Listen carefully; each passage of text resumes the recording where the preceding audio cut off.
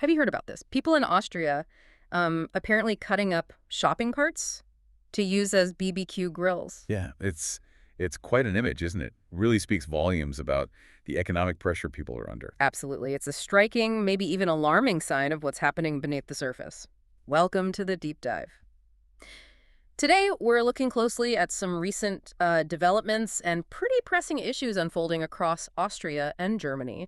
This is for June 2025. And we're basing this on a recent YouTube report, which is packed with these kinds of firsthand observations, daily life, economic shifts, societal changes. It's quite detailed. Right. So our mission today is to sort of quickly pull out the key insights for you, see how these different events might be connected, and, try to figure out what it all means for individuals and maybe society more broadly. Okay, where should we start? Let's dive in. How about we begin with public safety? There's this piece on evolving gun laws in Austria, triggered by a specific tragic incident. Right, the report covers that school shooting in Graz.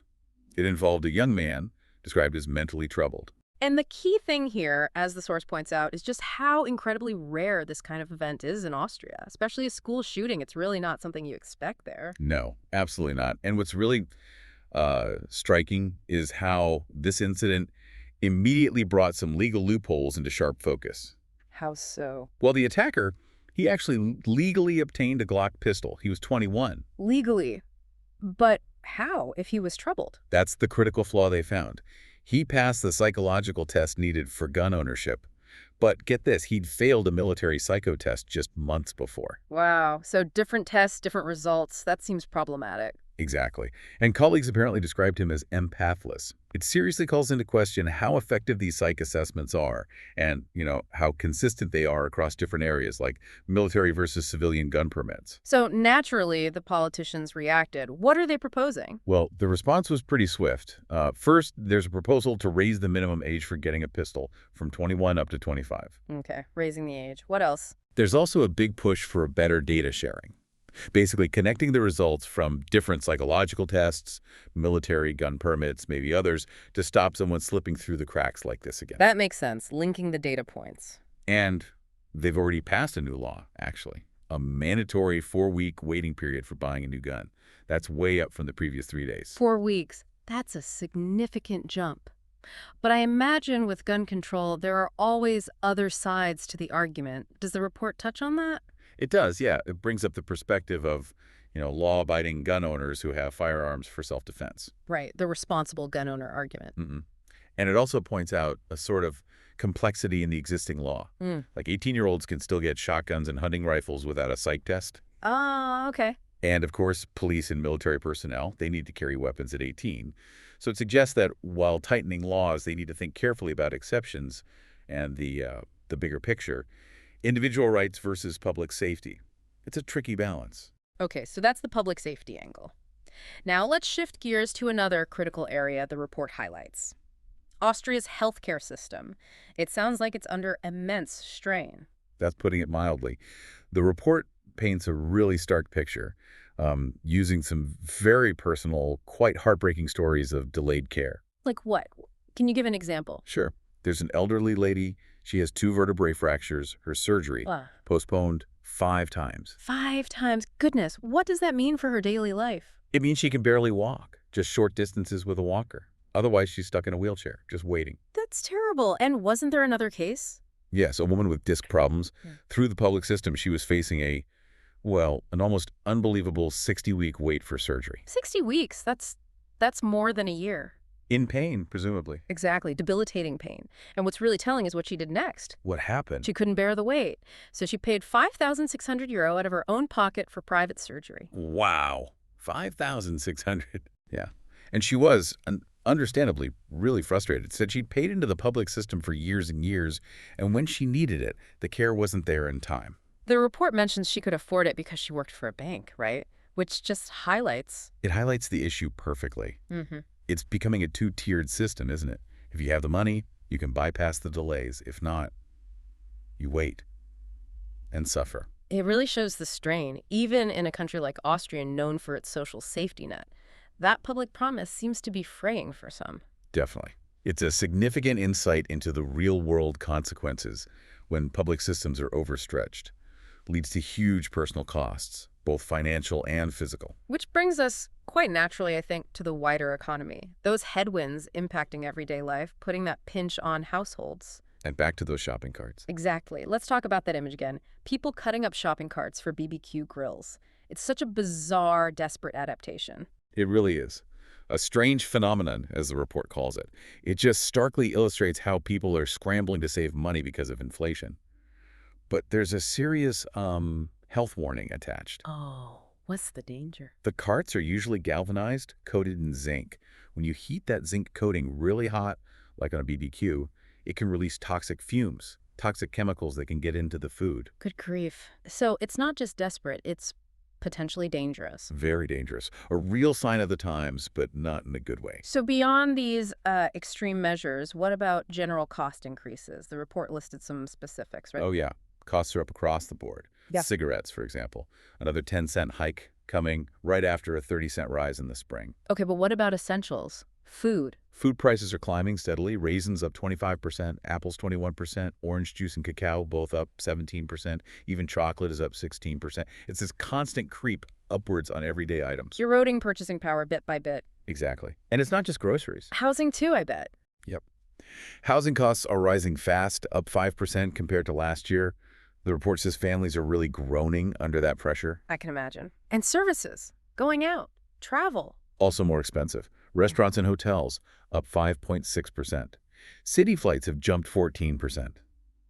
It feels like there's nowhere to hide from these increases. It's hitting consumers from all sides. What about energy? That's always a big factor. Is it complex there too? Very complex. Electricity prices are described as truly exploding. That's a big driver of the overall 3% inflation rate mentioned. Exploding electricity prices. Okay. But interestingly, other energy sources are actually down.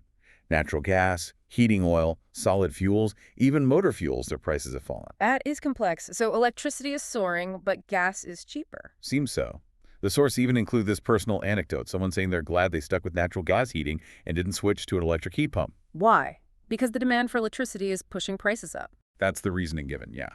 Increased demand for electricity, partly due to things like heat pumps, is making it more expensive, while gas prices have eased off.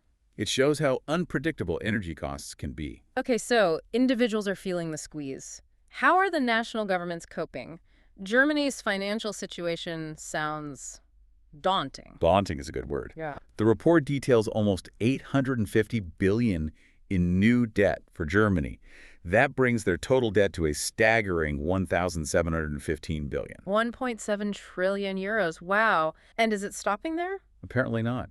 The current coalition government plans to add another 50% to that debt within just 5 years. Another 50%. The obvious question is, who's going to pay all that back? That is the monumental question, isn't it? And this huge debt is directly linked to Germany having tax shortfalls. The report blames a bad economy. Meaning businesses aren't doing well. Exactly. Some companies are reporting revenues down as much as 60% compared to 2 years ago. Less revenue means less tax income for the government. A vicious cycle. Bad economy, less tax, more borrowing. Precisely. For now, the government's promising some temporary, immediate relief funding to the German states. Yeah. But the long-term picture looks challenging. Fiscal stability is definitely at risk. And Austria is facing its own debt problems, too. Yes, Austria is also in a difficult spot, with debt potentially facing action from the European Union over it. So what's their response? More borrowing or?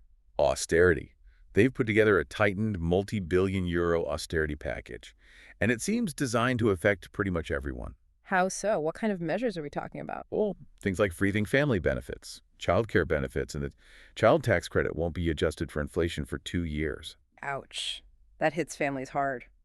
Anything else? Pension savings are also part of it, encouraging later retirement, shortening the periods for partial retirement options, and cutting off the ability to earn additional income while receiving unemployment benefits. So it really is broad. Less support for families, changes to pensions, tighter rules for the unemployed. What does that mean for the average person's life, their security? That's the crucial question, isn't it? It points towards a tougher environment, less state support, and more pressure on individuals and families to cope with rising costs on their own. Okay, let's move to the final major theme from the report. This whole area of the digital frontier, identity control, shifting norms.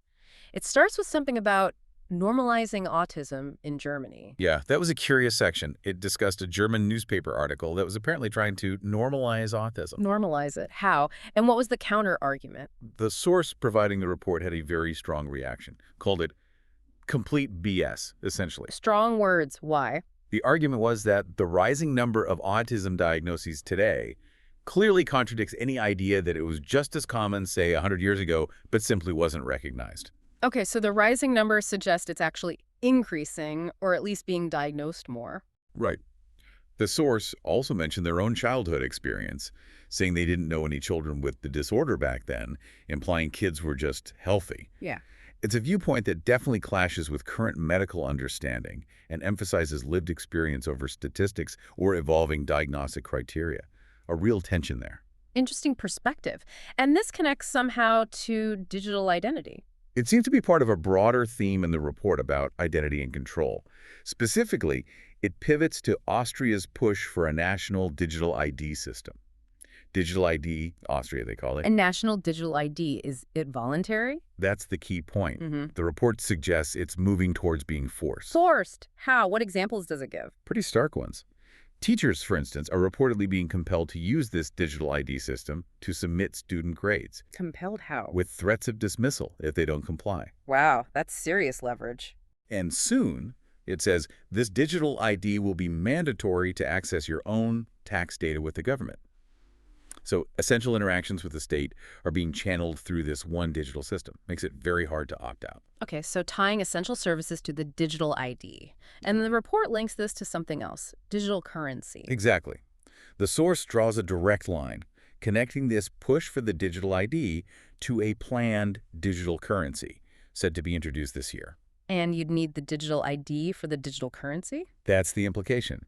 You'd need the digital identity and a digital wallet to use it.